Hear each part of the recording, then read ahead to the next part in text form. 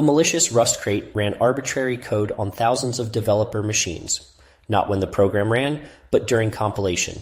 If you don't know how build scripts work, you won't see it coming. By the end of this, you'll understand exactly how Rust build scripts can be weaponized in a supply chain attack, how to spot a suspicious one, and how to audit your dependencies before they become a problem. You need Rust and Cargo installed, that's it. If you've run Cargo build before, you're ready. Beginners, every term gets explained as we go. Step 1. Understand what a build script actually is. When you add a crate, that's a Rust package, to your project, Cargo Rust Package Manager may run a file called build.rs before compiling anything. This is intentional. Crates use build scripts to compile C libraries, generate code, or detect system configuration. Totally legitimate. Also totally exploitable. Step 2. See what a malicious build script looks like. Here's a real pattern.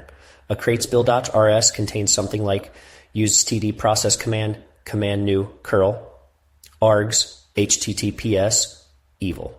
Example, payload, assault tmpx, status. Then executes that file. That runs during Cargo build, before your application code executes a single line. Your terminal just looks like a normal build. Step 3. Find the build scripts in your current project. In your terminal, run Cargo metadata, format version 1, chat grep build script. This shows every crate in your dependency tree that registers a build script. The output is dense. You're looking for anything unfamiliar, especially in transitive dependencies, meaning packages pulled in by your packages, not ones you added directly. Step 4. Run a dependency audit. Run Cargo audit. If you don't have it, install it first with cargo install cargo audit. This checks your cargo.lock file against the RustSec advisory database, a community-maintained list of known vulnerable and malicious crates. Any flagged crate gets a description and a severity level. And if you want real, usable tech skills like this, Stack Future covers one every day. Step 5. Inspect build scripts manually when a crate looks suspicious. Navigate to your Cargo registry cache, typically at ~cargo registry src. Find the crate folder and open build.rs directly. Read it. If it makes network calls, spawns subprocesses, reads environment variables it has no reason to touch, or writes files outside the build directory, that's a red flag. Legitimate build scripts are boring. They detect features and set flags. Step 6. Pin and review before you update. In cargo.toml, use exact version pinning with the equals sign before the version number. For example, equals sign 1.4.2, and commit your cargo.lock file to version control.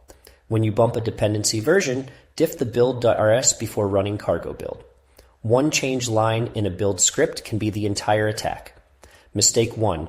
Assuming Cargo audit catches everything.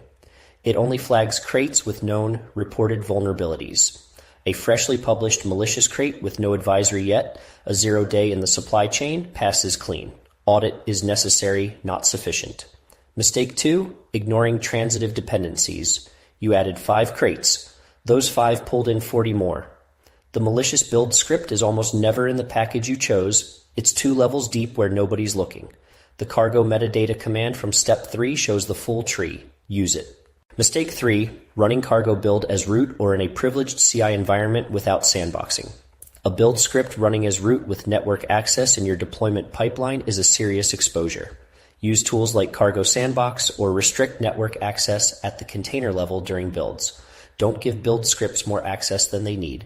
You now know that Rust build scripts run at compile time with full system access, how to find them across your dependency tree, and how to audit, inspect, and pin dependencies to reduce your exposure.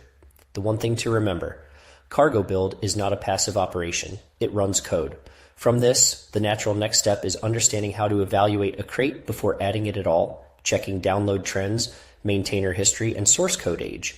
Every dependency you add is code that runs on your machine with your permissions.